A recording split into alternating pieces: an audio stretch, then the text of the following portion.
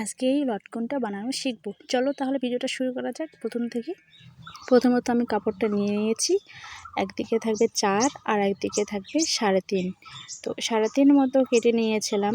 তো যেহেতু কাপড় আমার কাছে শর্ট ছিল তো এরকমই করেছি। আর তারপরে আমি ঝুলটা ফিতাটা সম্পূর্ণটা উপরে দেবো না, মাঝখানে অর্ধেক থেকে দিয়ে আসবো। ওইখান থেকে এরকম করে ভাঁজ দিতে হবে। তার আগে আমি কী করব, তার আগে ফিতাটাকে সেলাই করে দেবো যেন নড়ানামা না হয়, মাঝখানটা থাকে মিডিল টাইমে থাকতে পারে। তার জন্য, তার সুরক্ষার জন্য এটাকে আমি সেলাই করে নেব।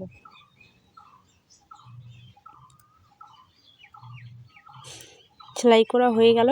তারপরে দুই সাইডেরটা ওই সাইডেরটা এই দিকে আসবে, ডান সাইডেরটা বাঁ দিকে, বাঁ দিকেরটা ডান দিকে যাবে, মানে সুন্দর করে দিতে হবে।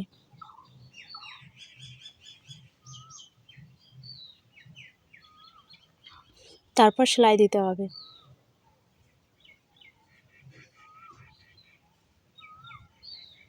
সেলাই দেওয়ার পর নিচে যেটুকু থাকবে সেটুকু কেটে ফেলতে হবে। কাটার পর আবার নিচ থেকে মানে পেছন থেকে আবার দু সাইডে জোড়ায় নিয়ে সেলাই দিতে হবে।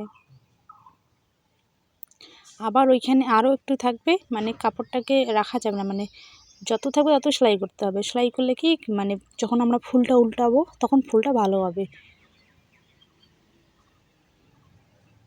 দেখো আমি এখন সম্পূর্ণটাই ভেতর থেকে বাইরে নিয়ে আসতেছি, কেমন হয়। আমার লটকন তৈরি হয়ে গেছে, কেমন লাগছে কমেন্টে অবশ্যই বলবেন। আর লাইক কমেন্ট শেয়ার করতে ভুলবেন না। নেক্সট ভিডিওয় দেখা হবে।